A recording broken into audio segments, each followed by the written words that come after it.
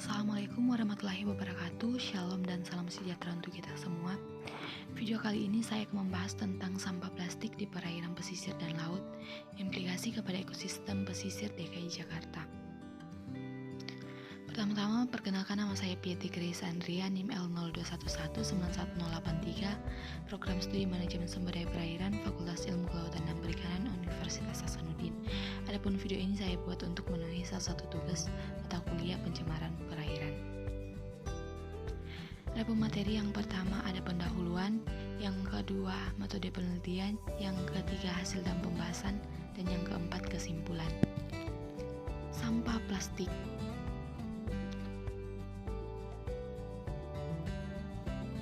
Plastik adalah istilah umum bagi polimer, yaitu material yang terdiri dari rantai panjang karbon dan elemen lain seperti oksigen, nitrogen, klorin, atau belerang yang mudah dibuat menjadi berbagai bentuk dan ukuran. Keunggulan plastik adalah sifatnya yang kuat, anti korosi, dan persisten. Selain itu, plastik termasuk material yang ekonomis sehingga banyak digunakan untuk berbagai aktivitas manusia. Jumlah konsumsi plastik berpengaruh signifikan terhadap sampah plastik yang dihasilkan. Kota Jakarta misalnya dengan penduduk sebanyak 9 juta jiwa dan jumlah sampah per hari sekitar 5.000 ton, maka jumlah plastik yang ditimbulkan mencapai 400 juta ton. Laju peningkatan jumlah limbah plastik pada lingkungan perairan sekitar 100.000 partikel per meter kuadrat pada beberapa lingkungan pantai dan hingga 350.000 macam limbah plastik per kilometer kuadrat ditemukan di permukaan laut dunia. Saat ini plastik menjadi partikel berukuran mikro dan nano memiliki potensi ancaman tambahan pada biota yang hidup di perairan bebas. Ancaman langsung adalah ingesti seperti yang ditemukan pada ikan organisme filter feeder yang selain mengancam organisme tersebut juga memberikan gambaran bahwa sesungguhnya partikel plastik juga memasuki jejaring makanan atau food web. Adapun penelitian ini bertujuan yaitu sampah plastik merupakan ancaman dari keberlanjutan sumber daya alam hayati saat ini. Berbagai upaya telah dilakukan oleh pemerintah daerah baik pusat dan daerah dalam mengolah sampah ini. Salah satunya adalah pemerintah Provinsi DKI Jakarta yang memiliki cakupan wilayah dari darat hingga perairan Kepulauan Seribu. Adapun penelitian ini bertujuan untuk kegiatan riset tanggul hijau dan SATREPS di Pusat Riset Kelautan Badan Riset dan Sumber Daya Manusia Kementerian Kelautan dan Perikanan. Metode penelitian. Artikel ini merupakan konseptual ide hasil pemikiran yang didasarkan pada pengamatan lapangan sepanjang kurun waktu 2016 sampai 2019 berdasarkan dokumentasi pribadi. Beberapa artikel ilmiah dan literatur lainnya digunakan sebagai bahan pertimbangan konseptual ide. Tuang konseptual ide dan analisis dijadikan secara deskriptif. Adapun hasil dan pembahasan yang pertama, sumber dan distribusi sampah plastik di sungai dan laut. Yang kedua, implikasi sampah plastik pada perairan dan ekosistem DKI Jakarta. Yang ketiga, menyikapi hasil riset sampah di Indonesia. Yang pertama, sumber dan distribusi sampah plastik di sungai dan laut. Sampah terdiri dari berbagai jenis plastik, kain, busa, styrofoam, kaca, keramik, logam, kertas, karet, dan kayu. Beberapa ukuran yang digunakan untuk mengklasifikasikan marine debris yaitu megadebris, makrodebris, mesodebris, dan mikrodebris. Partikel plastik di lingkungan perairan dapat berasal dari yang pertama penghancuran alami sampah-sampah plastik baik oleh aksi mekanisme gelombang dan fotooksidasi dari sinar matahari. Yang kedua, pembuangan langsung produk industri. Yang ketiga, serabut dari kain sintetik. Yang keempat, ban kendaraan, mobil dan motor yang aus. Dan yang kelima, peluruhan bahan-bahan yang digunakan dalam produk-produk pembersih atau kosmetik.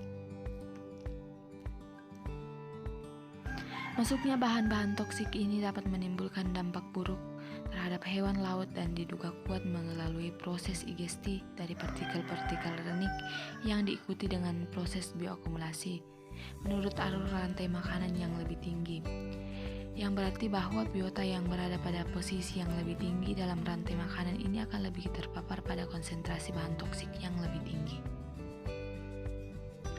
Kawasan pesisir DKI Jakarta saat ini mengalami tekanan lingkungan akibat akumulasi limbah industri, limbah domestik, dan limbah lainnya yang bersumber dari darat dan laut juga mengalami tekanan akibat pencemaran sampah plastik. Kondisi pencemaran sampah di sekitar ekosistem mangrove dan perairan Muara Angke termasuk kategori cukup berat. Terdapat jenis sampah yang cukup berat terutama sampah yang tidak bisa terurai seperti plastik, styrofoam, sandal, kaca, dan kaleng telah mendominasi kawasan ekosistem mangrove dan perairan di Muara Angke. Kondisi ini dapat menyebabkan aliran pasang surut terganggu oleh adanya tumpukan sampah di sekitar kawasan mangrove.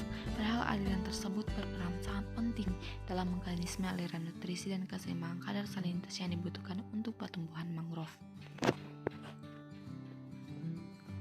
Berdasarkan hasil penelitian Abrar dan Riko 2005, jumlah sampah di pada Kepulauan Seribu telah mengalami peningkatan. Pada tahun 2005, jumlah sampah di Pulau Pari mencapai 449,4 dan merupakan jumlah tertinggi dibandingkan 7 pulau lainnya, yaitu Pulau Untung Jawa, Lancang Besar, Damar Kecil, Anyer, Tidung Kecil, dan Damar Besar. Selain berdampak pada ekosistem mangrove, pencemaran sampah laut ini juga berdampak pada ekosistem terumbu karang dan di Pulau Pramuka dan sekitarnya. Sekitar jenis sampah laut yang paling banyak ditemukan adalah sampah plastik di kedalaman 300 meter. Terdapat hubungan yang linear antara jumlah sampah dengan tutupan karang terdapat di kedalaman 3 meter di Pulau Pramuka, pada Pulau Panggu dan Pulau Air, dan di kedalaman 10 meter di Pulau Pramuka.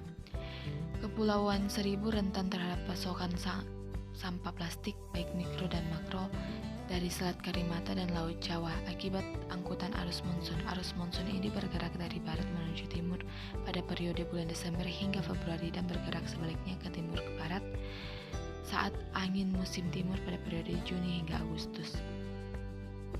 Menyikapi hasil riset sampah di Indonesia, kawasan Asia Timur berdasarkan kajian dari Jamberg et al. 2015 merupakan area paling tinggi yang menghasilkan sampah plastik ke laut. Indonesia dianggap sebagai penyumbang terbesar kedua untuk plastik di laut antara 0,48 sampai 1,29 juta ton per tahun, dengan beberapa perkiraan yang menunjukkan bahwa sampah plastik menyumbang sekitar 10% dari polusi plastik global. Menurut penelitian University of Georgia, faktor pemicu tingginya pencemaran plastik di laut Indonesia karena sampah plastik yang tidak terkelola di daratan yang mencapai sekitar 83%.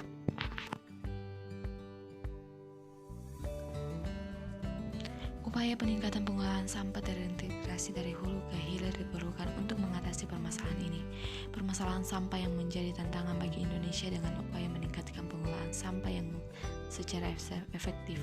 Strategi dan rencana jangka pendek, menengah, dan panjang termasuk langkah-langkah pengaturan yang dilaksanakan oleh pemerintah diperlukan untuk mengurangi jumlah sampah plastik. Kebijakan nasional mengenai penanganan sampah sebenarnya sudah ada di Indonesia, yaitu Undang-Undang Nomor 18 Tahun 2008 tentang pengolahan sampah dan Peraturan Pemerintah Nomor 81 Tahun 2012 tentang pengolahan sampah rumah tangga dan sampah sejenis sampah rumah tangga.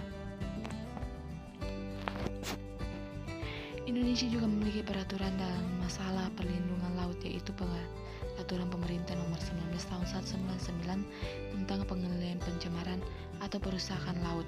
Peraturan pemerintah tersebut menjelaskan mengenai pencegahan pencemaran dan kerusakan laut, menjelaskan penanggulangan pencemaran atau kerusakan laut yang dibebankan kepada setiap orang atau penanggung jawab usaha atau kegiatan dan kepala instansi yang terkait. Berdasarkan peraturan tersebut, pemerintah sangat serius dalam penanggulangan sampah plastik di lautan, namun pada kenyataannya implementasi peraturan tersebut belum terlihat. Adapun kesimpulannya yaitu saat ini Indonesia masih memerlukan kajian dan analisis lapangan terkait jumlah sampah, terutama sampah plastik di laut, dalam rangka solusi masalah sampah laut Indonesia untuk mendukung target tujuan pembangunan berkelanjutan atau Sustainable Development Goals tahun 2030. Selain itu, baseline data jumlah sampah laut Indonesia diperlukan untuk mendukung target penurunan 70% sampah ke laut pada tahun 2025 sesuai Perpres Nomor 83 Tahun 2018. Demikianlah video dari saya, kurang lebihnya mohon dimaafkan. Wassalamualaikum warahmatullahi wabarakatuh. Shalom dan terima kasih.